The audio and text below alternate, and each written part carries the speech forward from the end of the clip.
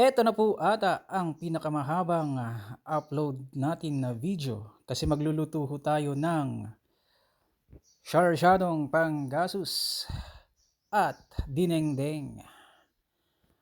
Piniprito ho natin ang panggasos at dapat crispy po siya.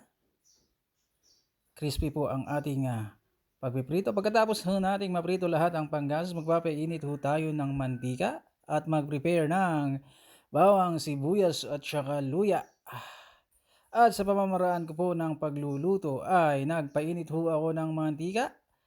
Una ko pong tinusta ay ang luya hanggang ito po ay maging brown.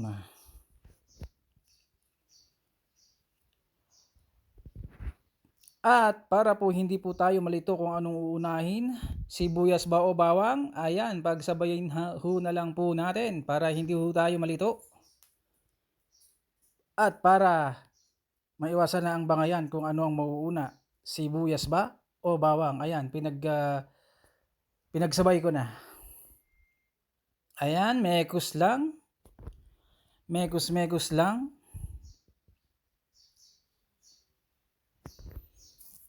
At kapag naging ganyan na ho yung itsura, jelly-like na tinatawag, mekos lang. At ilagay na po natin ang kamatis dahil murang kamatis ngayon, naisipan nating magluto ng sarsyadong panggasos. Mekos lang ulit.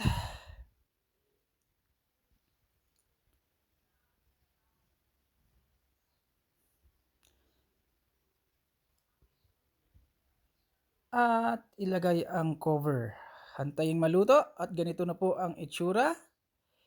Ilagay na po natin ang panggasos pero tinanggalan na po natin ng tinik at ang pangalan na po niya is cream dory kasi natanggalan na ng tinik or fish fillet. Fish fillet cream dory. Daming sinasabi. Mekos lang.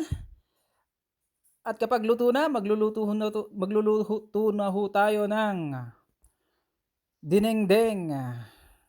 Lutong Ilocano ho, kaya yan. Ilocanong bagoong po yung ating ginamit.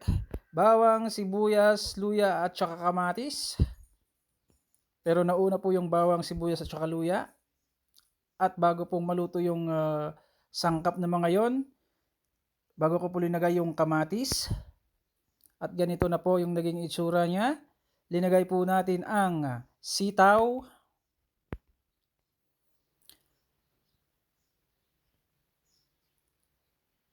Lubog, mekos. At kapag naluto na po ang ating sitaw, ilagay po natin ang malunggay. Fresh from the garden, bagong pitas yan.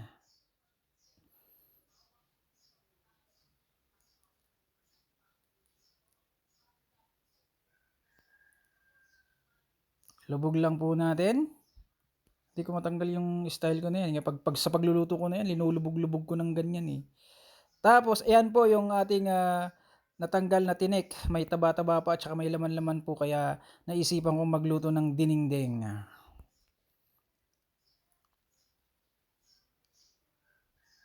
Panigurado ilulubog na naman yan. Yan, linulubog-lubog niyan para...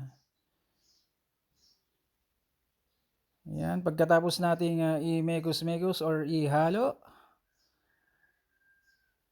huwag kalimutang